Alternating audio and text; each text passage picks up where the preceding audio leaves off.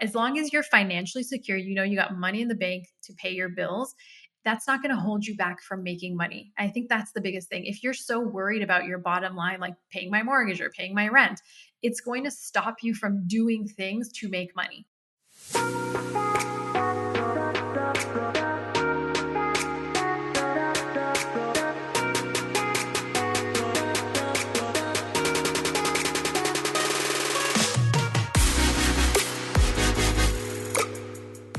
Ever feel like you're in a constant competition between your career and your husband's patience? Your kids think you work too hard, but hey, you're doing it all for them, right? The struggle is real, and I've been there too. Moments of feeling like a crappy mom and wife because once again, your kids had breakfast on their way to school, and you've got more important things on your plate than cooking and cleaning.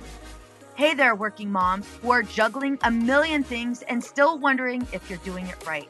I'm Veronica Cisneros, and I'm a licensed marriage and family therapist, a mama of 3, and married for 24 years. Welcome to the Empowered and Unapologetic podcast, where we dive deep into the messy, chaotic, and sometimes hilarious world of mastering motherhood, marriage, and business. I get it. Balancing it all was never the goal, but here we are, trying anyway. I'm here to share my journey and guide you through yours.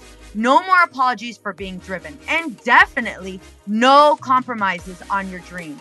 Together, we'll navigate the challenges of being a powerhouse in both business and family life. Join me as we tackle the uncomfortable conversations from being the breadwinner to changing the rules of what a marriage looks like. Let's figure out how to parent in a working parent household without the constant arguments or guilt. I'm Veronica Cisneros, and this is Empowered and Unapologetic, where we embrace the chaos, challenge the norms, and strive to live life on our own terms. Get ready for some real talk, actionable tips, and a few laughs along the way.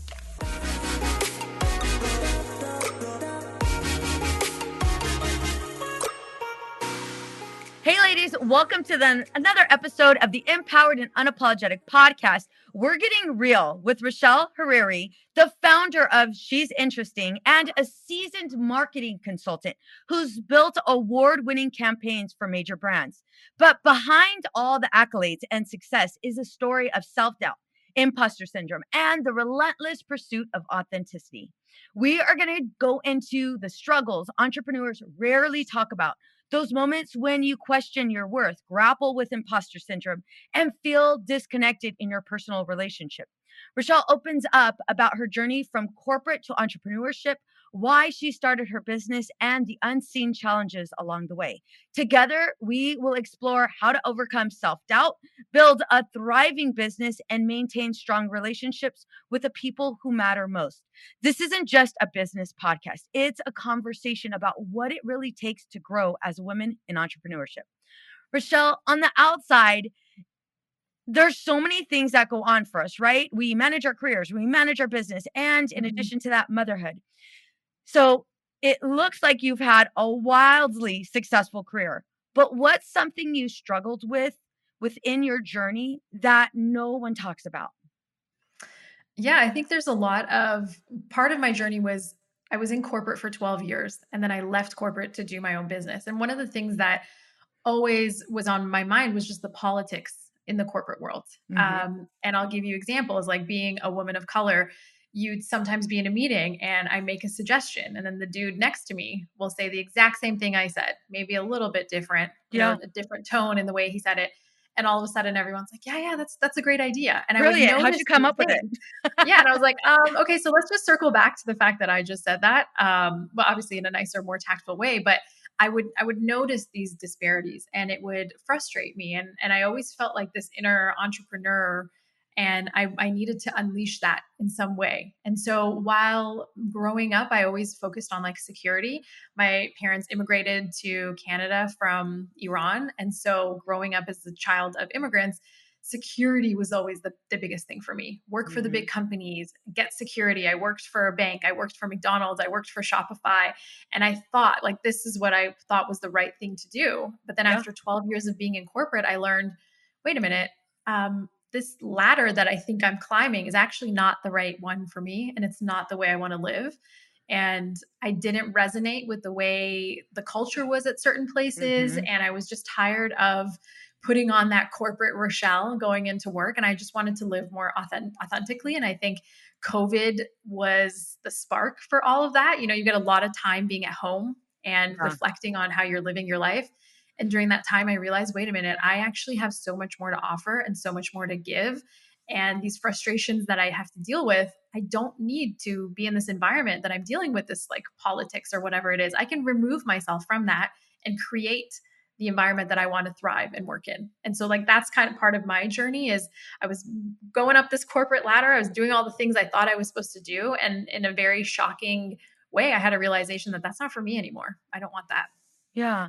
As entrepreneurs, we often feel we need to be perfect, but imposter syndrome can creep in. Did you ever experience imposter syndrome, and how did it impact you personally and professionally? I think with imposter syndrome, I experienced it more when I was earlier on in my career. I think because Hmm. you just want to make sure you're saying the right things and Yeah. that you're looking good and presenting well in front of leadership. And what I realized is, well, what works for me and what I always would tell myself is like, we're all learning. No one in this room, from myself up to the CEO, Hmm. actually knows what they're doing. I think also growing up with immigrant parents and like my parents coming from Iran, there's this certain level of like authority and always respecting teachers and authority and Yeah. that Yeah. type of thing. And so that was self work that I had to do to get over that, to realize, wait a minute, most people don't know what they're doing. We're going based off of instinct. We're going based off of knowledge that we have. And so the way that I look at imposter syndrome is like, I may not know something now, but I'm learning. Yeah. So that I shouldn't know. I shouldn't, to your point, like, why do I feel like if I'm trying something new, I have to be perfect at it? It just doesn't make sense. There's no way if the first time you're doing something or running a business, you're going to do it perfectly. And so that's kind of like the self-talk that I have to eliminate some of that imposter syndrome. And also I Hmm. think with age, you start to realize like it's fine that I don't know everything. And it's actually Yeah. probably better. And I need to bring Hmm. people into my community and my work that can do things better than I can. And I don't want to be perfect. I don't want to be the best at running a business. I just want to be continuously learning. And I think if we position things in that way, it helps to alleviate some of that imposter syndrome because Yeah. when you walk in a room and you're like, oh, nobody here knows, we're just going to have a conversation, it Yeah. automatically gives you some more confidence and you can feel like I'm just going to show up as myself. Yep. Yeah, I know for me, working at the hospital, being around psychiatrists, all of these high level professionals, and I'm wearing a badge too, but I remember like they're going to ask me certain questions. I'm not going to have the answer to it. When we would go over diagnoses, when we'd go over medication, they would Mhm. say like these really, really big words. And it's like, oh shit, I should totally know what they're talking about. But right now I'm just sitting here and my I could feel like just so Mhm. nervous. I felt like I do not belong here. I do not deserve to wear this badge. And just kind of piggybacking what you just said, being able to go into the room and realize like nobody really knows everything. Like nobody Mhm. 1,000% knows everything. And yeah, I was afraid I was going to be found out, but what I realized was once I admitted and said, "You know what? I have no idea what blah, blah, blah means and how it's connected to this," like, people were so willing to teach me. People were Mhm. so willing to teach me, and I realized, well, I don't need to know about that. I need to really, really know about what I'm doing, how I'm showing up for my patients. This other stuff, I mean, it's nice to know, but I don't need to know that. Like, I don't have Yeah, to I don't have to do their job and my job. And exactly. right? Right? Do you have that same experience? Yeah, well, I think we should just like take a moment to sit with what you just said about I don't need to know their job and my No. job. I think that's like brilliant what you just said because I feel like as women, we feel like we have to know everything and we have to be able to manage everything. And even stuff that's like, that's not even in my swim lane. Why do I feel like I even have to know that? Yeah. It's just something I feel like inherently that over time we're just used to the way that we were raised as like young girls to try to always Yeah. be perfect and know everything and super smart and whatever it is. And I really love that you're having these conversations because we all, more women need to be okay with the messiness of not knowing things. And it's hard to do that when your whole life you've been praised when you've done things perfectly. Bingo. I realized I was working with one of my patients and, obviously I won't give too much identifiable information, but she was really struggling with her mother was an alcoholic, Mhm. and she was really, really struggling in her marriage. And I was noticing certain patterns that just kept on coming up, not only in her marriage, but also in other relationships, especially with her colleagues. And I'm in session with her, and there are so many things I can relate with. My dad was an alcoholic and a heroin addict. Mhm. And I remember I said, it's almost as if you're trying to figure out the formula. And when I said those words, I'm like, oh my God, that's exactly what I'm trying to do. And I'm like, okay, Veronica, refocus, refocus. You're helping her, Yeah. right? Yeah. You're helping her. But yeah, I realized, holy shit, this entire time I've been trying to figure out this formula. And that's where that perfectionism came from, is trying to Mhm. figure out the formula. And I did it really young, trying to figure out the formula to keep my dad from abusing heroin, trying to figure out the Mhm. formula so I can keep my mom's level of confidence high and she would essentially leave him, right? Trying to figure Mhm. out the formula so nobody found out and our family was exposed that we were poor, and renting a house, and I was wearing the same clothes over and over. Like I didn't want to be found out. And so I learned for Mhm. myself, like that's essentially what I was trying to prevent from being exposed. And that's why that imposter syndrome was so big for me. I wanted to perfect the Mhm. business prior to even launching it. How would you say that gets in other people's way, like women especially's way, not only maybe as an entrepreneur, but also as a high level executive? Yeah, I think it's almost like a sense, not even a sense of self-sabotage, but it's like you're stopping yourself from reaching your potential Yeah. because of all of this inner negativity, right? That we have swimming around in our heads. And Hmm. I think that's the biggest blocker is like sometimes you need to just relinquish control.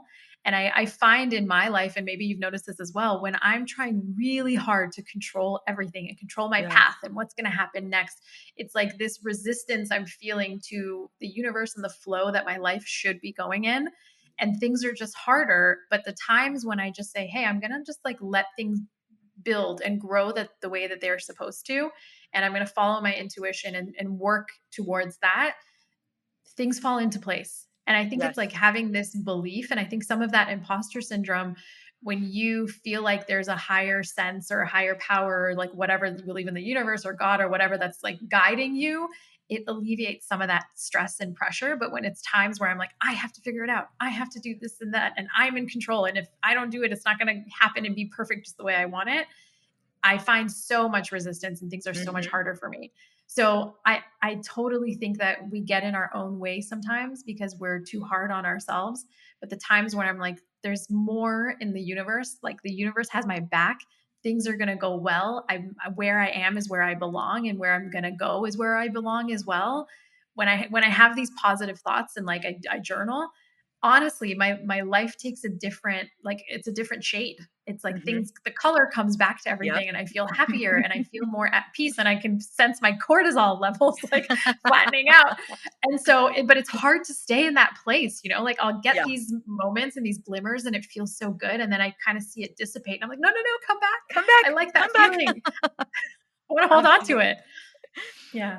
When you were a consultant with big brands like McDonald's and Shopify, what did you discover about the real struggles businesses face behind the scenes? What surprised you? Yeah.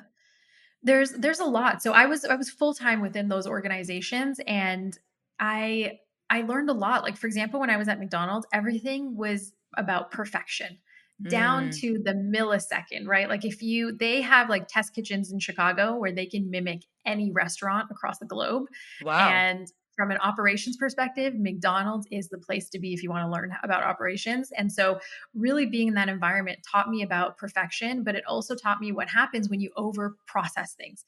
If there's too many processes, too many checks and balances, it does actually slow you down in a certain sense. Hmm. And so that's what I learned from being at McDonald's, was that organization piece. And then when I went to Shopify, it was like process was a dirty word.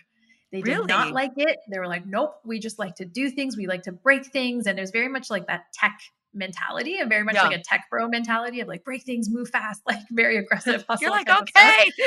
Yeah, I was like, okay, like, but we need a little bit of process. So I think within those organizations, I was able to see what happens when you're too conservative, slows you down. And then on the other hand, when you don't have certain measures in place, there's a lot of disruption that happens within those companies too. Yep. Like you need to prioritize things. You need to have like from leadership down certain processes. Like not all processes are meant to slow you down. Some of them actually, once you get the process in place, will help you accelerate and do things faster.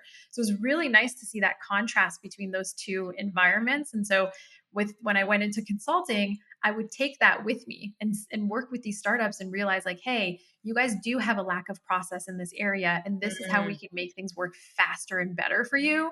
Or Mm-hmm. sometimes like, hey, you guys are leaning too heavy on, one person being a bottleneck making these decisions Yep. because that's your process and that's killing your team. So I think being able to witness both of those environments has really helped to shape how I work with people today.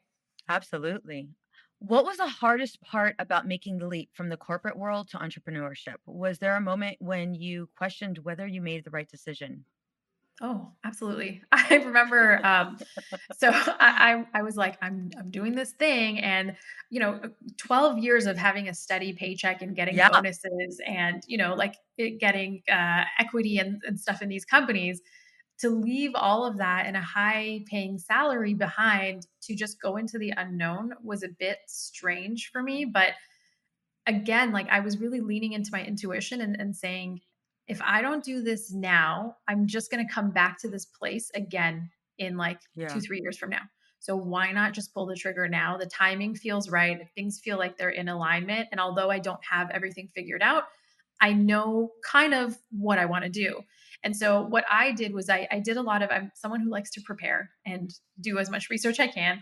So I spoke to different people that were mentors and friends of mine. I got advice and I made sure financially, because for me, like I mentioned before, that security, financial security is the most Definitely. important. And I think for women, anytime you do anything, whether it's a risk or not, you need to financially like be secure. Mm-hmm. So I made sure I had enough runway. I also am married. So I spoke to my husband, my partner, and I said, hey, if I quit my job, this is what things are going to look like for us for the first 6 months. If I don't pick up clients, let's say, like, Yeah. what's the worst case scenario? What's the best case scenario? And I got a piece of advice from one of my friends who's also a mentor of mine, who's a former boss of mine. And he's like, Rochelle, I think, what you're doing is really interesting because you're giving this a try. And if things don't work out, you can always get a job. Like, he's like, you are highly skilled. You've worked at these great companies. Your Why do we backup plan is forget get a that? job. Why do we forget that? It's like, oh Yeah. my gosh, everything's gonna crumble. I'm gonna be out in the streets. It's all my fault. Like, homegirl, Yeah. like you could totally make this happen. Like you can get a job. That's crazy. Yeah, we Right. don't think It's about just, that stuff. no, anyone who's listening to this right now and thinking about taking the leap, just make sure financially you're in a good place to support yourself for like, let's say a year. That's the time Mm-hmm. frame I give myself. Give yourself a Yeah, year that's a good cushion. and then go for it and plan. But as long as you're financially secure, you got money in the bank to pay your bills, that's not going to hold you back from making money. I think that's the biggest thing. If you're so worried about your bottom line, like paying my mortgage or paying my rent, it's going to stop you from doing things to make money. And so the main thing to get over that hurdle or that fear of the unknown is preparation. I think is everything. People who say like just quit your job, like no, or maybe you don't need to. Or for some of you that are listening, maybe you go part-time first, so Mm-hmm. that you have, if you're able to do that, go part-time first and work on your business and then take the leap. But you have to know yourself, and you have to really be real with who you are and say, well, I know that I need security, so Yeah. these things need to be in place before I take that leap. Absolutely. I know I was working at the hospital and I would go in and try to quit several times. And they're like, we'll give you, whatever you want. You don't have to write your notes. You don't have to check your emails, like whatever you need. We Mhm. just want you here. And when I was going into private practice, I felt like there's no way. I remember that would be that running thought. There's no way I'm capable of doing this. And I felt like I needed that security from the hospital in order for me Mhm. to go on my own. Um, and I remember talking similar story. I remember talking to one of my colleagues and he's like, "Veronica," he goes, "You're this entrepreneur." He goes, "You're like the vice president of a really big company." Because the business was, I was a solo practice at the time and it was doing really, really well. Mhm. He goes, "You're this hot shot for this business." And he goes, "And then you come to McDonald's taking orders and you're like, 'One day I'm gonna make it.'" And he's like, "And you're already there, but you won't let go of the drive-through position." And I was like, holy shit, I never thought about that. And he's like, you're there, leave, leave. Cause he knew I would go in. And Yeah. I was like trying to get like a motivational speech from him to actually leave. And he's like, just go already. I'm tired of you coming in and saying that your resignation was denied. He's like, that's not even legal.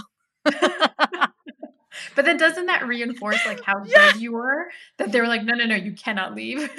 Yeah, yeah, but I was so stuck on, "You're right, I can't. I shouldn't." Yeah. Like, so stuck on that. Yeah, and it's just crazy what really, really limits us. You've built a six-figure consulting business, but I'm Mhm. sure that success came with sacrifices. What were some of the sacrifices you made in your personal life to get where you are today? Yeah, I think in the beginning too, I was saying yes as much as possible Yeah. because as a consultant, you don't know, right? Like you Yeah, could you have be in no a idea. season where you're doing really well, and then the next season things aren't going as well as you thought. So the interesting part is when I quit my job, I said I wanted more balance. And I did not do that. I left my job and I started working more than I was working at my job. Mhm. But I think that was a sacrifice because at the time I was feeling Yeah. so tired.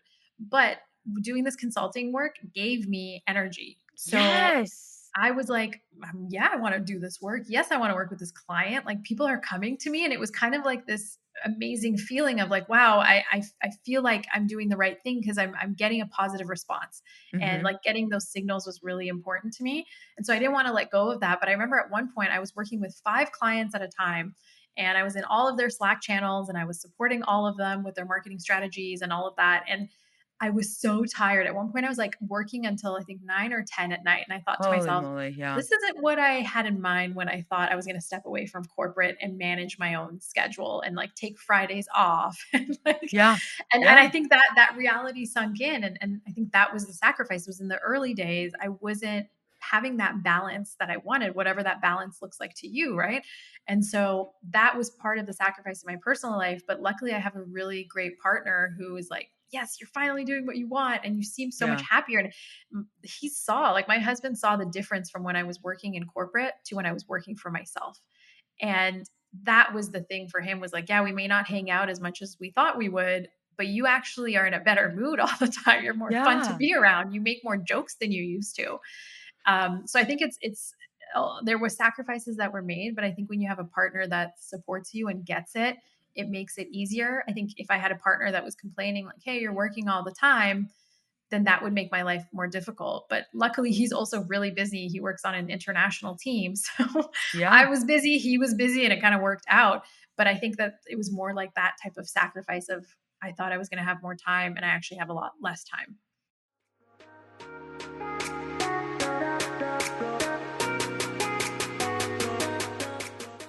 I know looking for the right therapist can be challenging. However, feeling overwhelmed and disconnected is even harder. Life is filled with several twists and turns, some more severe than others. We do our best to handle them as they come and find ourselves at a loss, not knowing what to do or who to turn to. The clinicians here at Outside the Norm Counseling are here to help. We are here to assist you through this time of need. Together, we will identify your strengths and goals and teach you healthy coping skills. Together, we will develop a plan to help you live the life you want to live. Our team is compassionate, genuine, and we take a great deal of pride in providing an empathetic, non-judgmental approach to all of our clients. It's time!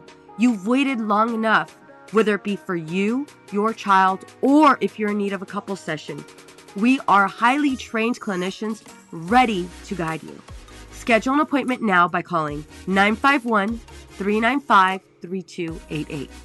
Again, that number is 951-395-3288. We're looking forward to meeting you and being a part of your journey. Was there a hard conversation you had to have with him? Um, because when we're doing this, I remember for me, when I started doing this, um, I did the same thing. I said yes to everything. You want a session at 9 p.m.? Girl, listen, I'm already here. Why not? Like, Yeah. I'm here. Let's go ahead and do it. You want a session at this time? Yeah, let's make this happen. Um, and Willie and I, that's my husband's name. Willie and I had to have a lot of hard conversations, Mhm. with regards to like, household tasks, managing our kids' schedules, like Mhm. all of the things. Um, for you, what can you share maybe one of the hard conversations you had with your Mhm. partner? And I see that more alongside of we're scared. We are scared when we're doing this. It's exciting. People are calling us. It is so much fun. And we are scared. We are scared Mhm. to say no because I don't know how long I'm going to have this flow of clientele come in. So there is fear wrapped around this. Mhm. Can you kind of share, maybe a hard conversation you had with your husband where fear was involved? Absolutely. I think the conversation that we had that I think about is a much larger conversation. It wasn't just about the business, it was more about life decisions because we're in our Yeah. late 30s and we don't have any children and we've been together for 11 years. And so I think this will probably resonate with a lot of women that listen to you is we were having tough conversations about having kids. Yeah. And we talked about it like pre-COVID. We were like, okay, we're gonna start trying. And then COVID happened. We're like, we're a little bit scared about everything right now. Yeah. And Yeah. all of this in hospitals, overwhelmed and all of that. So we took a break from it. And then after that, I quit my job and I started my business. So I was like, well, now is not a good time Yeah. because I'm so focused and I'm doing so well and I'm finally really happy and just don't want to have kids right now. Like I don't want to put a pause on things when I'm getting so much momentum and all the signals are there. It just doesn't make sense.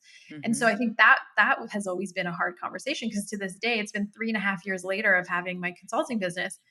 And we're still having that conversation of, well, we're getting closer to 40. If we're going to do it, we should do it soon. Yeah. So I think that has always been one of the hardest conversations is talking about that. And I like to be open about this because I know so many other women think about it. And it's really a strain on you and the couple as a woman because you're like, well, it's my biological clock. And even today Yeah. I went on a hike with a friend of mine earlier. She has a daughter, we're the same age, and she was saying that she had the same thoughts when she was going Mhm. through that process of how is this going to affect my business, how is having a child going to affect my life, and then do I want a second one, and then having that difficult conversation with your Yeah. partner if we don't know if we're going to have a second one. So I think that was probably the hardest part of it. Everything else, like, we were very aligned and supportive, but then the kid conversation is the one where we're like, we at some point we need to figure this out. Yep. Yep. No, thank you for sharing that. Um it almost feels as if this is something we have to do. We Mm-hmm. have to, in order for us to have a completed family, we have to have XYZ. And then there's a lot of pressure with family. There's a lot of pressure with maybe even friends. Um, and I'm really glad that you're able to you and your husband are both able to have that hard conversation and you're not apologizing for it. You're like, this is where I'm at. This is what really brings me joy. And it's not that, it has nothing to do with being against kids. It's more of like, this is what's bringing me joy, to insert anything else right now, I can't. And Mm-hmm. being able to say that out loud, it's not a form of failure. It's you being true to where you're at. So I'm glad you shared that with us. You started She's Interesting to support women over 30.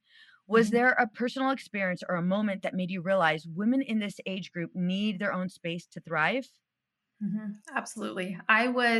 So my background is content and marketing and, like very much into what's happening in society and psychology. And I noticed it became more and more prevalent when I got into the tech space and when I started working with founders that I could see the disparities for women who wanted to start their businesses and the level of support when it came to fundraising and investments and money and Yeah. just like that outreach of support versus men that I would have conversations with. And so that was kind of the impetus. I was like, wait a minute, I'm really noticing this inequality. And I've always been kind of like a little feminist since I was a little kid. I have a big family with lots of sisters and my mom, and I always have strived to have equality for women. And it would frustrate me when I would see that disparity. And so that was really what kicked it off. And then, second, I realized, wait a minute, online, all this information we're hearing about starting businesses and being successful is driven by white males. Like they all have the microphone and they create a lot of content that's focused on hustle culture and how to get money and how to win. And the world that they live in is different than the world that a lot of women live in, Yeah. especially women of color. The opportunities we have are different. And when we walk into a room, we have to build respect. We have to get people to Yeah. believe in us. For those guys, it's very different experience. And so that frustrated me because I thought, well, a lot of these guys are making these videos about how to be successful. Meanwhile, they have a wife at home, like a traditional wife who's taking Yeah. care of everything for them so that they can hustle and work 20 hours a day. For Mm-hmm. most women, this advice is not helpful, especially women who No. have a family and children. And so I wanted to create She's Interesting to create a community for women who are over 30 specifically, because I think there's a lot of content for the 20 somethings. They Yeah. are wonderful at creating content, but women over 30 are often dismissed by the media. And we are the Mm-hmm. ones that have more affluence and money. We have more time to do the things that we want, but we need that support. And so my Yeah. mission with She's Interesting is to help create more 7-figure plus businesses. Less than 3% of women run companies in the US make Isn't over that seven so figures. wild? Isn't that so wild? It's just like the system is so broken and not in our favor. And so I think the more that we can highlight the voices of women that are really reaching that level and beyond and asking them how they did it, what was their mindset, how did they shift their mindset from 6-figure founder to 7 to 8, etc., Mm-hmm. the more that we can share with each other and support each other, the better we will be. And when you get more money, then you get more power and you can make more institutional and systemic changes. Yeah. I remember reading that and I was like, holy crap, especially with a business hitting the million. It was like, okay, wait a minute. Like it was always, okay, that's great. Now let's get to this amount. Let's get to this amount. And it's like, no, no, no, no, no. Like calm down and celebrate this. Like this is something really big that not a lot of people can Mm-hmm. say in their lifetime that they've been able to achieve. Absolutely. In long term relationships, especially as entrepreneurs, communication and connection can become strained. Have you ever felt disconnected from your partner? And how do you keep that bond strong amidst the chaos of business? You guys are both working, you guys are both busy. How do you reconnect and rebuild? Oh, absolutely. I think that's one of the hardest things is when you're an entrepreneur, it's one of the loneliest jobs that you can have because Amen. right? Like Amen. Yes. nobody knows what's going on in your mind. Nobody knows the No. pressures that you put on yourself. And so entrepreneurs just from the data, they are more likely to have depression and anxiety Yeah. than anybody else. So already you're feeling like you're on an island. So it's good if you have a co-founder. I don't have one, but Me either. right, we're on our own. That's me. We can try, but I think the main thing is to communicate as much as you can. And I know this sounds like such a simple, generic answer, but it's understanding, for example, if you and your partner have busy schedules, like our calendar is what syncs us. So, for example, Yeah. my husband's traveling to Mexico for work. He puts it in my calendar. I'm gone from this day to this day.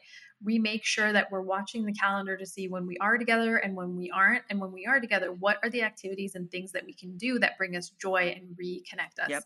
Because it's very easy to then be like, at the end of the day, I'm tired. I don't want to hang out or I have more work to do, and that happens. But I think if you communicate with your partner to say, "Hey, the next month or 2 months is actually going to be really busy for me, so I just want to give you that heads up, so that Mm-hmm. with the times that we do have together, we can do something fun." So that we don't forget about that spark that we have. But Yeah. I think communication is everything. It's like when you're not telling your spouse, hey, I'm going to my busy season, or they're not telling you that they're going into their busy season, that's when you start to feel a disconnect and you go, well, you're never around, or you never want to hang out, and Mm-hmm. why are you always tired? So I found that just being really transparent is the most effective way, and finding time to do things that you like and getting out of the house. Absolutely. Rebuilding that relationship too.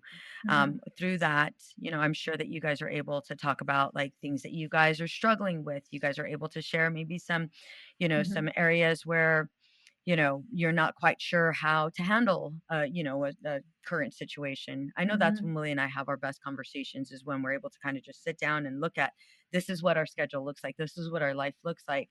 How Yeah. can we still make time for for our own healing? Mm-hmm. What do you wish more women entrepreneurs knew before starting a business? What's something that you've learned the hard way? Yeah, I think one thing that I wish we all considered more is how much investment money there is out there. and how many venture Mm. capital firms and private equity firms and family offices and angel investors. There's a huge network out there, especially in the US, of people who have the money and they're looking for ideas to invest in. And I think that that's one thing I wish more women considered when starting a business is if I don't want to take on all 100% of the burden, Yeah. how can I find an investor to support my business model? Or how can I create my business model in a way that it can be scalable and repeatable so that I can get more outside investor funding? I think that's why sometimes businesses get stuck is you may be able to grow your business to a certain level and then you just literally operationally don't know what to do next to get to that Mm-hmm. next level. Mm-hmm. And sometimes it just requires an injection of capital from an investor or PE firm or angel investors to help your business continue to grow. So that's the biggest learning for me is just there are support systems out there. There's even government grants. There's a lot of grants out there that you can take advantage of. And I think with women, we just need to talk more about money as we're starting businesses, like being open with how did you get your first, six Yeah. figures? How did you close Yeah. that client? What did you say? Like what rates are you giving them? When you're negotiating with manufacturers, how did you have that conversation? What lawyer did you use? These Yes. are conversations that I hear men having all the All the time and they're time. constantly exchanging All the time. information. And I think as women, we need to share some of that. And that's really why I Yes. started Choose Interesting. Like, let's talk about these things. Mm-hmm. Yeah. I know for me, when I started my business, I didn't do any of that. Like, just kind of hearing you say that, I didn't do any of that. It was like, okay, well, if I can't do it on my own, then I can't do it. So if you don't Mm-hmm. have the money, if you don't have the 6 months savings or, year savings, I know for me, it was like, okay, if I'm going to get an office space, then I need to make sure that I have 6 months worth of, money for that and the whole year savings before I launch this. um, didn't even think about getting other help. It would have been so much easier had I done that, but I was so stubborn. It was like, no, I'm gonna say I've never taken out a business loan. I've never done X, Mm-hmm. Y. I've never needed help from anybody. And although, don't get me wrong, yeah, it feels good being able to say that. At the same time, holy moly, how easy it would have Right. been. How maybe my business would have excelled a lot quicker had I received some of those grants. Is that something that you do when you work with your clients? Yeah. So some of the clients that I work with, I help them with their pitch decks. So if they know that they want to raise a round from angel investors or seed investors, like there's different levels of investment that you can get. I'll work with them on that pitch deck to say, let's make this narrative of your business and who you are as an entrepreneur and Mhm. why people should believe in you and your vision really strong. And it's so important. Like I think even just a 5-page deck, anyone that's listening to this podcast can create for themselves about who you are, what's the problem you're solving, what's the solution that you've built, and why should it exist in the world, and how are you going to make an impact and make money from it, and what's the benefit to anybody who may want to support you monetarily and give you some investment funding. So Mhm. it's something, always think about that as you're talking about your business. Always talk about your business as a point of pride. I've Yeah. talked to so many different like male entrepreneurs, ones that aren't even making money yet, and they talk about their ideas like Like, it's so it's amazing. right, like they're talking about it I like don't they've mean to invented laugh. Tesla. I know, I don't mean to laugh, but it No, it is I so true. it is comical. Like they are so proud of their mediocre ideas. Meanwhile, like I know women founders that are 7-figure founders and making Yes. millions of dollars and they're so quiet about it. And I'm like, why? Let's not do that Yeah. anymore. We don't need to do that anymore. Mm-mm. Mm-mm. What can your new clients, so let's say women are listening to this and they're like, "Oh my gosh, I totally wanna work with Rochelle." Mhm. What can they expect when working with you from start to finish? Yeah, I do a lot of founder coaching as well as like business marketing for the clients that I work with. I literally walk them through like if they have blockers and things that are holding them back. I business strategize with them and we talk about like, hey, what's the next resource you should hire? Mhm. So I think what my clients can always expect from me is honestly the candid truth. I don't hold back. I'm really direct because I don't want people to waste time. And if I'm No. hiring someone, I also don't want them to waste my time. I want them to tell me the like real talk. What do we Yep. got to do to help my business improve? How do we make me a bigger brand in the market? How do we grow? And I really appreciate that candor. And so I think anyone who works with me can 100% recognize that I will be there to tell you the truth and help steer Mhm. you in the right direction as best as I can. That's one thing that definitely attracted me to you. When we met at Podcast Movement, and when we were having conversations, it was that real, raw transparency. And you don't find that a lot. And another thing that you mentioned earlier, we don't share a lot as women. It's almost as if we're so afraid that if we share, our idea is going to be stolen, they're going to beat us. And it's almost as if we're constantly in competition with one another. One thing that definitely, again, drew me to you is that was not happening at all. We were exchanging ideas. We're definitely asking each other questions, which I agree 1,000% needs to happen more, especially Mhm. in our community. Rochelle, thank you so much for your openness today. This has been such an insightful and real conversation. For anyone out there who's feeling that same sense of doubt or imposter syndrome, know that you're not alone. And Rochelle's journey is proof that you can work through it and still create something powerful. Before we wrap up, where can listeners find you if they want to work with you or learn more about She's Interesting? Yeah, you guys can find me at RachelHariri.com, she'sinteresting.com, and I'm also on Instagram and TikTok under Rashel Hariri and She's Interesting podcast. So we're very easy to find. And if anybody needs anything, like just feel free to send me a message or fill out the contact form. I'm happy to, have a one-on-one conversation and help you out. Is there any freebies? Are there any sites that we can look at that we can get more information on your work? Yeah. So going back to RachelHariri.com, you can check out the website there. I offer 30-minute free consults with Nice. clients. We do a discovery call to figure out what you need and how I can help you. And during that time, we can really figure out and unblock some of the issues that you have when it comes to like business operations and marketing. hmm As Rochelle said, we're all in this together, facing those moments of doubt, but becoming stronger on the other side. For Mhm. those of you guys that are on the fence and unsure, Rochelle just said, give her 30 minutes. She will go ahead and provide you with an outline, which again, it does not hurt. So definitely reach out. Rochelle, thank you so much for joining us today. Appreciate it. Thank you so much for creating this platform. I love it. Absolutely.